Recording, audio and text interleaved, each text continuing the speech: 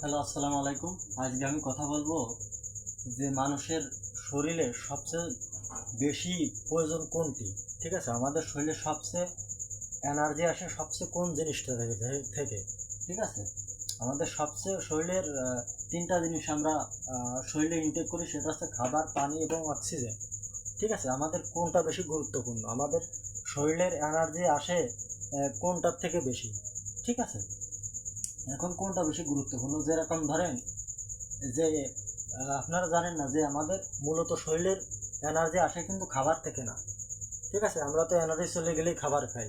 ঠিক আছে, আবার ডাক্তারের কাছে গেলে ডাক্তার সাজেশন দেয় যে তুমি ভালো ভালো খাওগে, মাছ মাংস ডিম দুধ খাওগে।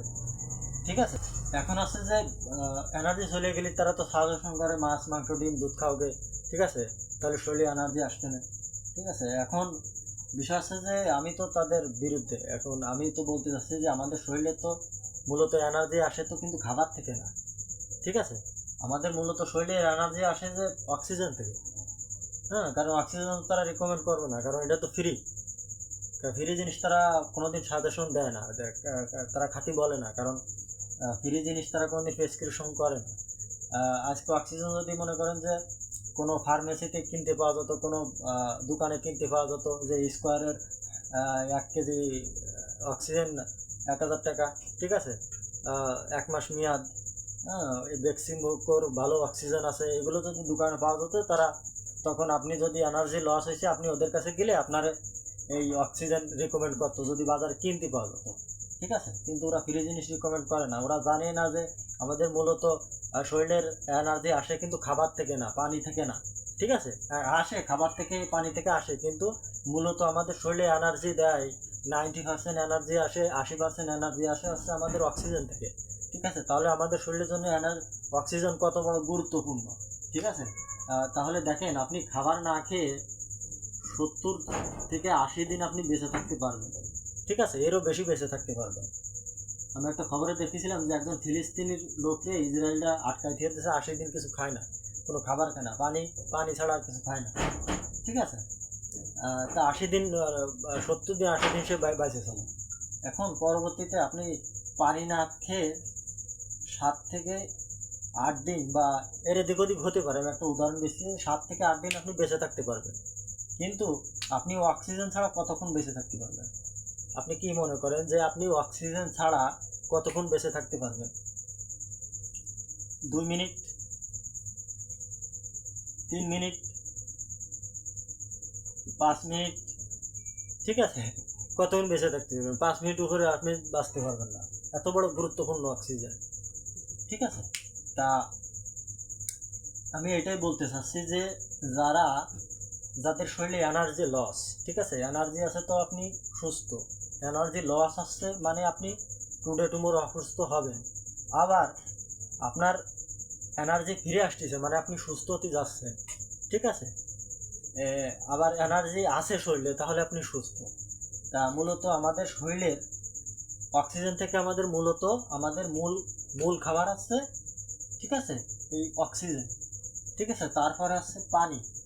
ঠিক আছে, তারপরে আছে খাবার। আগে কিন্তু আমরা কি করি, আগে এনার্জি কমে গেলে আগে খাবার খাই, তারপরে পানি খাই, তারপরে আছে অক্সিজেন। ঠিক আছে, সবচেয়ে আমরা ফ্রি জিনিসটা মূল্যায়ন করি কম, কারণ এখানে পানিও আপনার কিনে খাতে হতে পারে, খাবার তো কিনতেই হয়।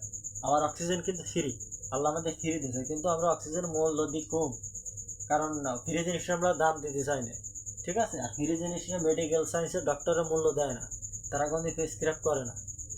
ঠিক আছে, এখন আমাদের এনার্জি যদি ফিরে পেতে হয় তাহলে আমাদের অক্সিজেন খাতে হবে, এবং অক্সিজেন আমাদের নিতে হবে। যখন আপনার শরীরে এনার্জি লস হবে হঠাৎ করে, তখন আপনি খাবার খাবেন না। ঠিক আছে, তখন খাবার খাবেন না, আপনি কিছু অক্সিজেন ভিতরে ইনটেক করেন, অক্সিজেন নেই, ইমিডিয়েটলি আপনার এনার্জি ফিরে আসবে এবং আপনার ব্রেন পাতলা হবে। এবং আপনি যদি কাজ করতে করতে ক্লান্ত হয়ে যান তখন ইমিডিয়েট একটু অক্সিজেন নেন, আপনার আবার পুনরায় আপনার শরীরে এনার্জি ফিরে আসবে। ঠিক আছে, অক্সিজেন যত আপনার এনার্জি দেবে, খাবার আপনার অত এনার্জি দিতে পারবে না। ঠিক আছে, এখন আপনি আমাদের তাহলে অক্সিজেন কোথায় থাকে? আমাদের অক্সিজেন যদি ব্লাডে পর্যাপ্ত পরিমাণ থাকে, ঠিক আছে, তখন আপনি বেশি এনার্জি পাবেন। তাহলে আমাদের এনার্জি লস হয় কেন? মূলত আমরা যখন অ্যাসিডিক খাবার খাই, আমরা মূলত অ্যাসিডিক খাবার খাই। এই খাবারগুলো যখন খাই আমাদের রক্ত অ্যাসিডিক হয়। আমাদের রক্তর পিএইচ কিন্তু অ্যাসিডিক না, আমাদের স্টোমাকের পিএইচ হচ্ছে অ্যাসিডিক, কিন্তু আমাদের রক্তের পিএইচ হচ্ছে অ্যালকালাইন। ঠিক আছে, এখন রক্ত যখন খাবার খেয়ে অ্যাসিডিক হয় তখন হচ্ছে আমাদের রক্তে অক্সিজেন থাকে কম, আমাদের রক্ত অক্সিজেন ধরে রাখতে পারে কম। তখন হচ্ছে যখনই আপনার রক্তে অক্সিজেন কম থাকবে আপনার শরীরে এনার্জি প্রোডাকশন কম হবে। ঠিক আছে, এখন যখন আপনি অ্যালকালাইন খাবার খাবেন আপনার রক্তে অ্যালকালাইন হবে, তখন হচ্ছে আপনার রক্তে অক্সিজেন থাকবে বেশি, আপনি এনার্জেটিক হবেন বেশি। ঠিক আছে, তা আমাদের মূলত খাবার কিন্তু খাবার না, আমাদের মূলত খাবার কিন্তু পানি না, আমাদের মূলত খাবার হচ্ছে অক্সিজেন। ঠিক আছে, তা আপনার যে কোনো ডিজিজ, যে কোনো রোগ থেকে আপনি যদি বেরোতে চান, সুস্থ হতে চান, তাহলে আপনার মূলত অক্সিজেনের দিক ফোকাস থাকতে হবে এবং দিনের একটা সময় আপনার এক্সট্রাভাবে অক্সিজেন নিতে হবে। সেটা মেডিটেশনের মাধ্যমে হোক, সেটা উইম আপ ব্রিদিং এক্সারসাইজ, যে কোনো ধরনের ব্রিদিং এক্সারসাইজ হোক। ঠিক আছে, ভালো নেচারের ভিতর হাঁটলেই আপনি সুন্দর বিশুদ্ধ অক্সিজেন পাবেন। আপনি নদীর পাড়, সমুদ্রের পাড়ে যদি হাঁটাহাঁটি করেন নদীর সুন্দর অক্সিজেন পাবেন। ঠিক আছে, আপনাদের সুস্থ হতে গেলে আপনার অক্সিজেনের দিক ফোকাস রাখতে হবে যে কীভাবে আমার বিশুদ্ধ অক্সিজেন এবং বেশি অক্সিজেন শরীরে রাখা যায় এবং ইনটেক করা যায়। ঠিক আছে, আমাদের মূলত খাবার কিন্তু খাবার না, আমাদের মূলত খাবার হচ্ছে অক্সিজেন, তারপরে আসছে পানি, তারপরে আসছে খাবার। ঠিক আছে, আমাদের আপনি যে মনে করেন যে আপনার বাচ্চা খাবার খেলে সুস্থ থাকবে, না, ঠিক না। খাবার খেতে হবে কিন্তু আপনার মূলত নিয়ম মেনে খেতে হবে। যখন আপনি অক্সিজেন ভিতরে নেবেন আপনি পর্যাপ্ত পরিমাণ এনার্জি পাবেন, আপনার ব্রেন ফাংশন ভালো হবে, আপনার কিডনি ওভারঅল হেলথ ভালো হবে।